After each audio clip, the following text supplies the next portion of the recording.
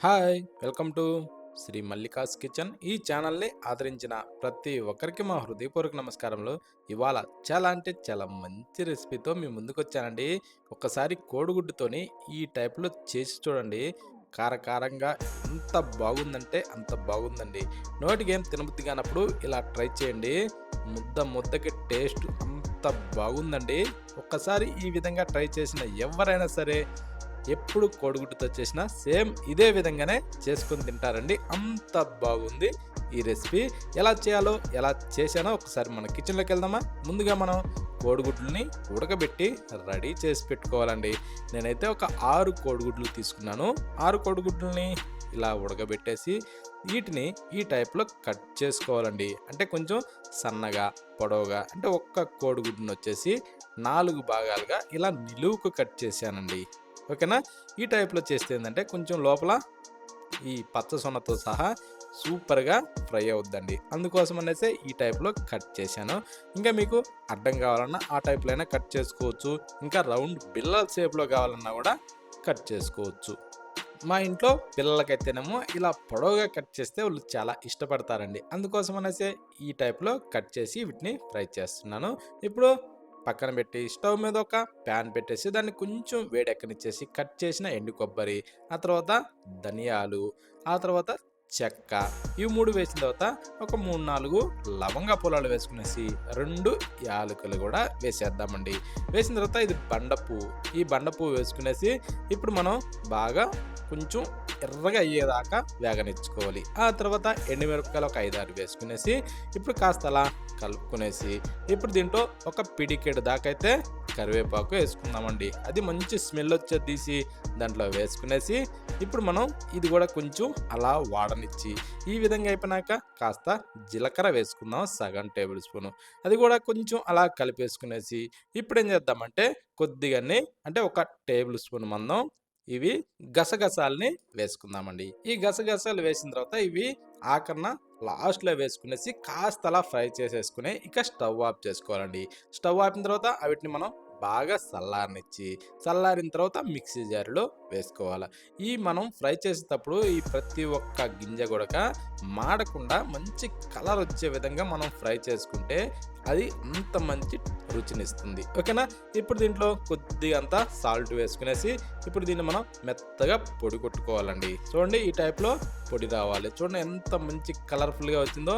ఈ విధంగా మనం ఫ్రై చేసుకునేసి ఇలా పొడి కొట్టి పక్కన పెట్టి స్టవ్ మీద ప్యాన్ పెట్టేసుకునేసి దాంట్లో ఒక 2 టేబుల్ స్పూన్లు అయితే ఆయిల్ వేసుకుందామండి. వేసినాక చిటికెడు పసుపు, ఆ తర్వాత చిటికెడు సాల్టు, ఇవి 2 వేసేసుకునేసి వీటిని మనం బాగా ఇలా కలుపుకోవాలండి.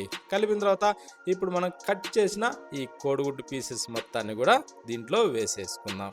కాకపోతే ఏంటంటే ఇందులోకించి ఈ పచ్చ సొన అన్నది కాస్త విడిపోతుంది. భయపడే అవసరం లేదు. ఇది మనం బాగా ఫ్రై చేసుకునేటప్పుడు ఈ టైప్‌లో కాస్త నురుగొస్తుందండి. నురుగొచ్చినా గూడా ఏమి కాదు. అది ఈ పచ్చసొన కారణంగా లైట్‌గా అలా నురుగొస్తుంటుంది. కాకపోతే ఏందంటే ఇవి బాగా ఇలా ఎర్రగా అయ్యే విధంగా మనం బాగా ఫ్రై చేసుకోవాలి. ఇలా ఎంత బాగా మనం ఫ్రై చేస్తే తినేటప్పుడు అంత మంచి రుసొస్తుందండి. ఓకేనా? ఇప్పుడు ఇవన్నీ తీసేసి ఒక ప్లేట్‌లో అయితే వేసేసుకుందాం. వేసిన తర్వాత సేమ్ అదే ప్యాన్‌లోనే మరి కొద్దిగా ఆయిల్ వేసుకుందాం. ఒక టేబుల్ స్పూను. వేసిన తర్వాత కొంచెం వేడెక్కనిచ్చేసి ఇవి ఆవాలండి. ఆవాలు ఒక టేబుల్ స్పూన్ వరకు వేసుకునేసి కొంచెం అలా మిక్స్ చేసుకొని ఇప్పుడు కట్ చేసిన ఉల్లిపాయలు అవి ఒక 2 ఉల్లిపాయల వరకు కట్ చేసి చిన్నగా సన్నగా అందులో వేసుకునేసి ఒక 3 పచ్చిమిరపకాయలను కూడా ఇలా చిన్నగా కట్ చేసి దాంట్లో వేసేసుకోవాలి. దాంట్లో వేసుకున్న తర్వాత ఇవి బాగా ఎర్రగా అయ్యే విధంగా మనం ఇలా వేగనిచ్చుకోవాలండి. ఇలా వేగిన దాంట్లో ఇప్పుడు అల్లం వెల్లుల్లి పేస్ట్ ఒక పావు టేబుల్ స్పూన్ వరకు వేసేసుకునేసి ఇలా కాస్త పచ్చి వాసన పోయేంత వరకు అయితే మనం ఫ్రై చేసుకోవాలి. ఈ విధంగా ఫ్రై అయిన తర్వాత ఇప్పుడు ఇలా కాస్తలా మిక్స్ చేసుకొని ఇప్పుడు మనం దీంట్లో కొద్దిగంత కారపొడి వేసుకుందామండి. అంటే పొడి కారం ఒక టేబుల్ స్పూన్ వరకు కారం వేసేసుకునేసి దీన్ని కూడా ఇలా కలుపుతూ మంచి కలర్ వచ్చేంత వరకు దీన్ని ఫ్రై చేసుకోవాలి. చూడండి ఈ టైప్‌లో కలర్ రావాలి.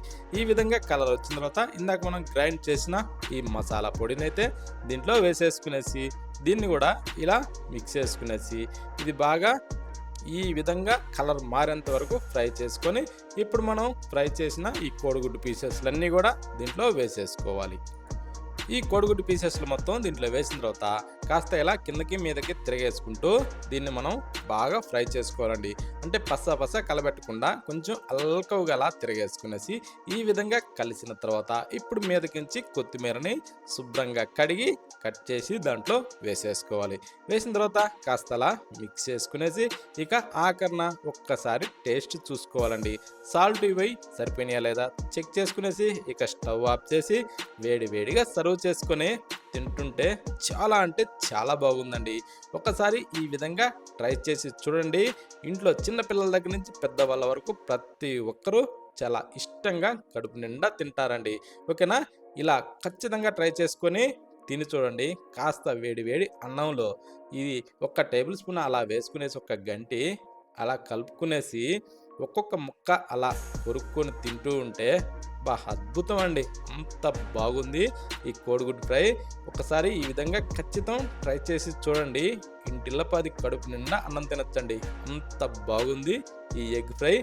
ఎవరూ మిస్ కాకుండా ప్రతి ఒక్కరూ ట్రై చేయండి.